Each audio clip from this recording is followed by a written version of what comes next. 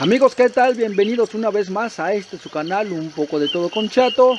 Hoy vamos a hablar acerca de la última cena.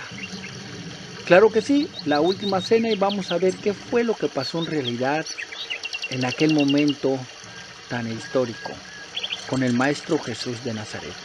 Y basándonos en la saga de los libros Caballo de Troya, el número 1 en Jerusalén, por el escritor J.J. Benítez. Así es que, sin más preámbulos, veamos qué fue lo que sucedió en la última cena.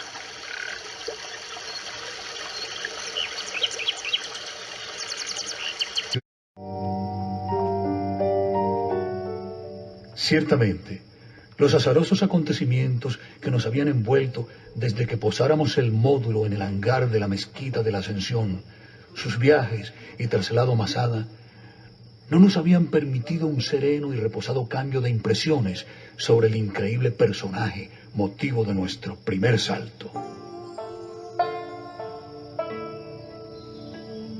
Durante varias horas, Curtis escuchó mi exposición sin apenas formular pregunta alguna.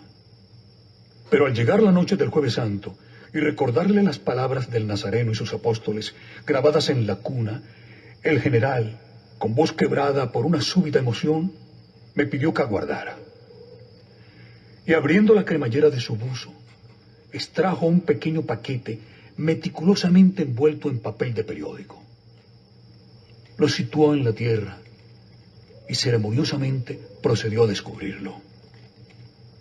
Al comprobar de qué se trataba, Eliseo y yo nos miramos, intuyendo cuáles eran sus intenciones. Y un relámpago de sensaciones se propagó por mi interior, nublando mi voluntad. Curtis pulsó el diminuto magnetófono y una añorada voz, dulce, profunda y brillante como aquel firmamento, llenó el silencio de la montaña, erizando mi piel. El dedo del general detuvo la cinta, haciéndola retroceder hasta el comienzo de la grabación.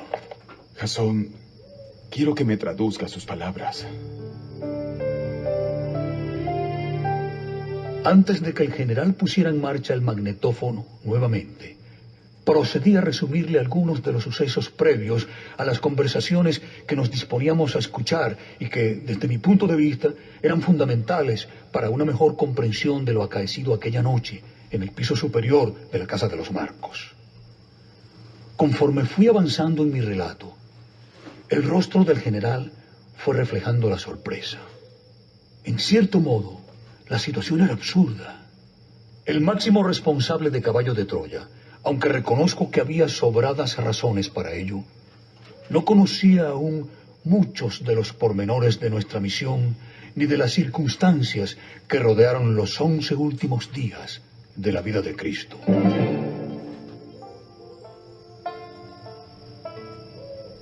De ahí que, por ejemplo, el incidente de los divanes y la negativa de los apóstoles a lavarse los pies y las manos causaron en él una especie de conmoción.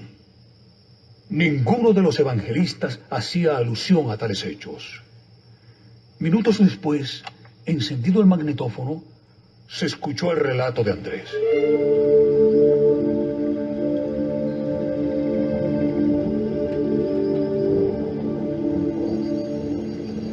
Cuando entramos en el cenáculo, todos los discípulos nos dimos cuenta de la presencia de las jofainas y del agua para el lavado.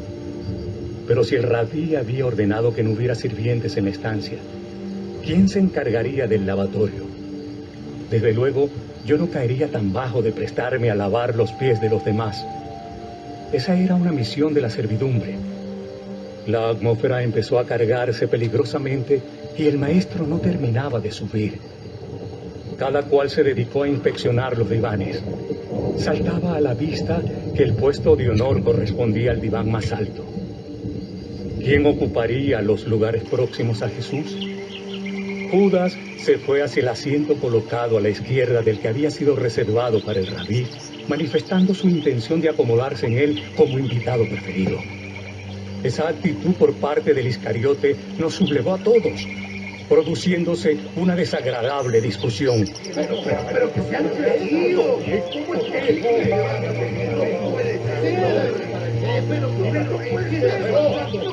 Juan se apoderó de inmediato del puesto de la derecha, pero el más enojado de todos fue mi hermano Simón. Se sentía herido y defraudado.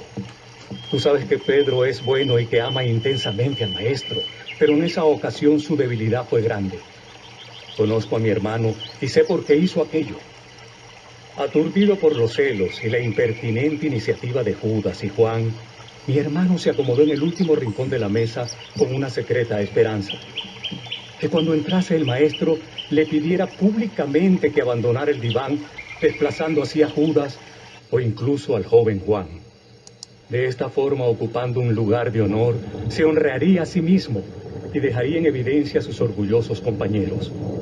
Cuando el rabí apareció bajo el marco de la puerta, los 12 nos hallábamos en plena acometida dialéctica, recriminándonos mutuamente lo sucedido. No puede ser. Jesús permaneció unos instantes en el umbral, serio. Evidentemente había captado la situación, pero sin hacer comentario, se dirigió a su lugar ante la desoladora mirada de mi hermano Pedro. Fueron momentos tensos. Sin embargo, Jesús fue recobrando su habitual y característica dulzura, y todos nos sentimos un poco más distendidos. Al poco, la conversación se hizo general. Jesús desvió su mirada hacia los lavabos, comprobando que habían sido utilizados, pero no dijo nada. Tadeo procedió a servir la primera copa de vino, mientras el rabí escuchaba y observaba en silencio. Como sabes, una vez apurada la primera copa, la tradición fija que los huéspedes deben levantarse y lavar sus manos. Nosotros sabíamos que el maestro no era muy amante de esos formulismos y aguardamos con expectación.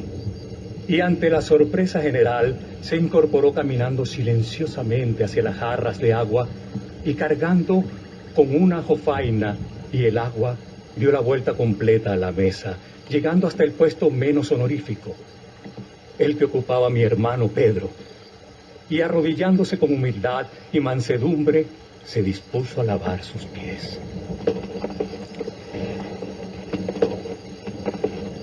Al verle los 12, nos levantamos como un solo hombre, y del estupor pasamos a la vergüenza. Había cargado con el trabajo de un criado cualquiera, recriminándonos así nuestra mutua falta de consideración y caridad. Judas y Juan bajaron sus ojos, aparentemente más doloridos que el resto. ¿También Judas? Sí, Jasón. ¿Tú sabes algo? ¿Qué sucede con Judas?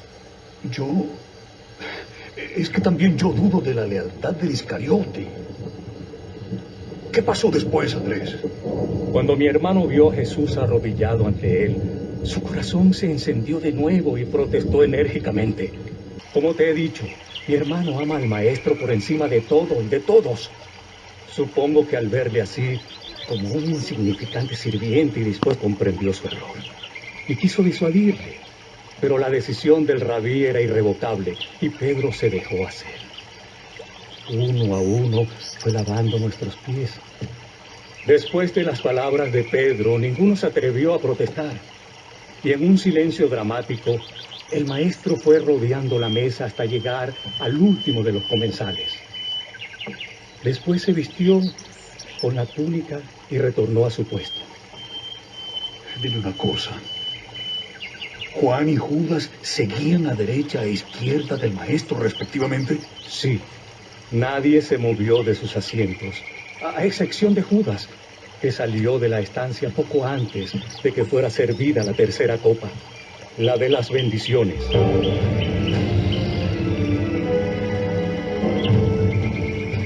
Jasón, ¿cuál fue la distribución definitiva en torno a la mesa?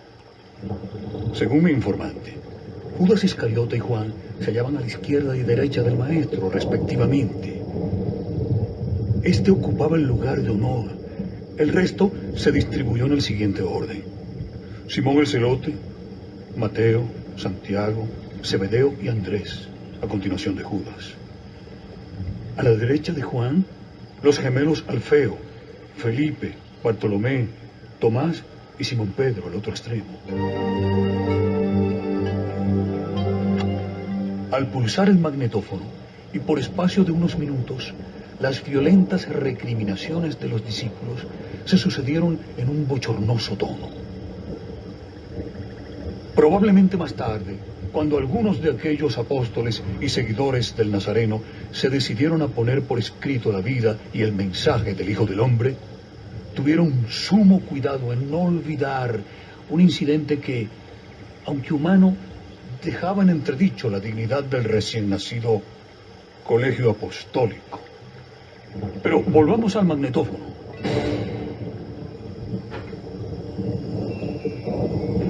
Ah, ahí está Jesús.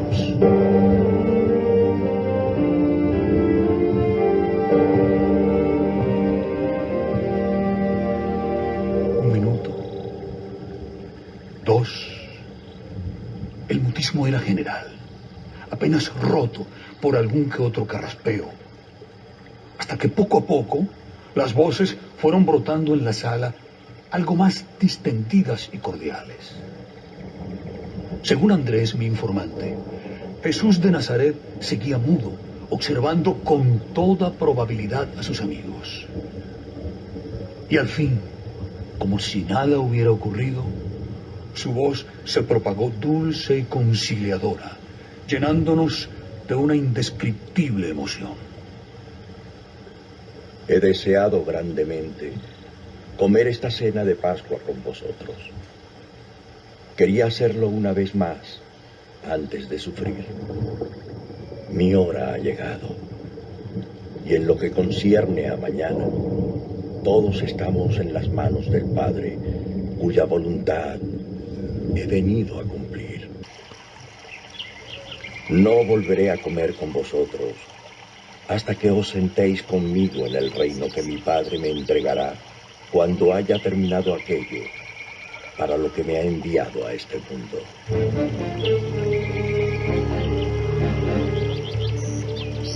El maestro guardó silencio y las conversaciones se reanudaron, pero ninguno de los comensales hizo referencia a las palabras del rabí.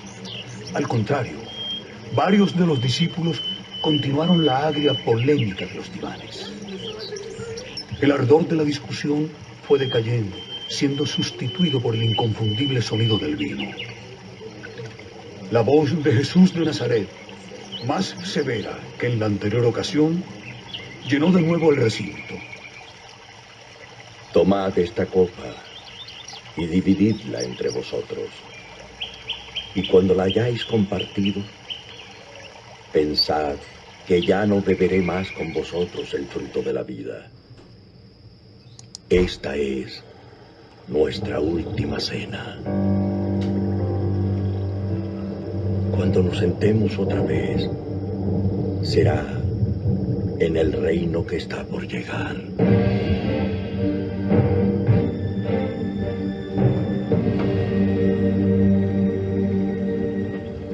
¿Y esos ruidos? El lavatorio de los pies. Escuchen.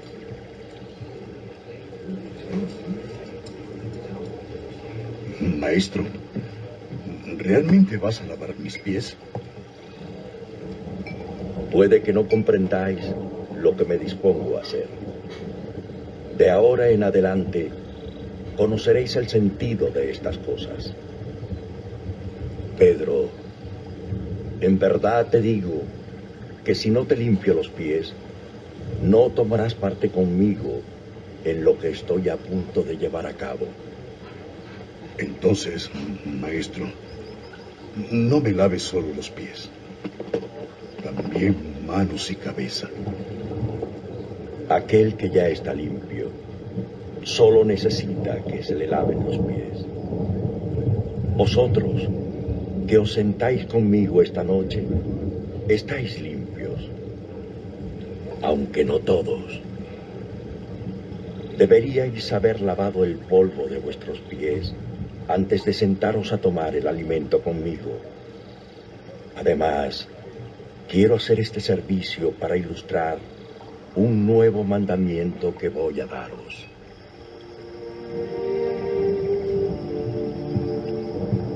comprendéis lo que he hecho. Me llamáis Rabí, y decís bien, pues lo soy. Entonces, si el Maestro ha lavado vuestros pies, ¿por qué os negabais a lavaros los unos a los otros?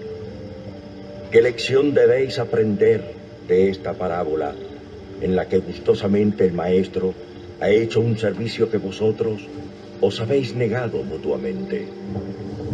En verdad os digo que un sirviente no es más grande que su amo, ni tampoco es más grande el enviado que aquel que le envía.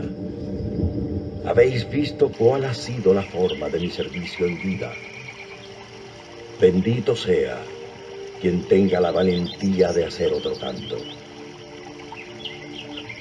¿Por qué sois tan lentos en aprender que el secreto de la grandeza en el reino del Espíritu nada tiene que ver con los métodos del mundo de lo material? Cuando llegué a esta habitación, no solo rehusabais lavaros los pies unos a otros, sino que además discutíais sobre quiénes deben ocupar los lugares de honor a mi mesa. Esos honores los buscan los fariseos y los niños. Pero no será así entre los embajadores del reino celestial. ¿Es que no sabéis que no puede haber lugar de preferencia en mi mesa? ¿No comprendéis que os amo a cada uno de vosotros como al resto? ¿No ignoráis que los reyes de los gentiles tienen poder y señorío sobre sus súbditos y que incluso son llamados benefactores? En el reino de los cielos no será así. Si alguno de vosotros quiere tener la preferencia, que sepa renunciar al privilegio de la edad. Pero no será así entre los embajadores del reino celestial. ¿Es que no sabéis que no puede haber lugar de preferencia en mi mesa? ¿No comprendéis que os amo a cada uno de vosotros como al resto? ¿No ignoráis que los reyes de los gentiles tienen poder y señorío sobre sus súbditos y que incluso son llamados benefactores? En el reino de los cielos no será así. Si alguno de vosotros quiere tener la preferencia, que sepa renunciar al privilegio de la edad. Y si otro desea ser jefe, que se vuelva sirviente.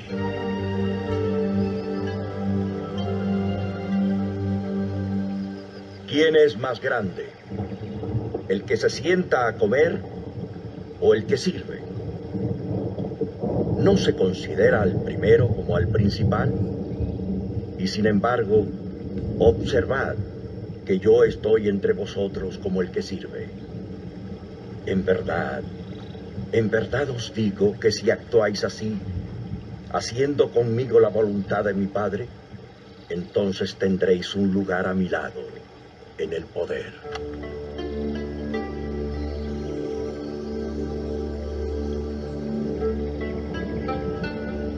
Cuando Jesús hubo terminado, detuve la cinta, alertando al ensimismado general sobre las otras escenas que nos disponíamos a escuchar y que arrojan una nueva luz en torno a las confusas explicaciones de los evangelistas acerca de Judas y su traición.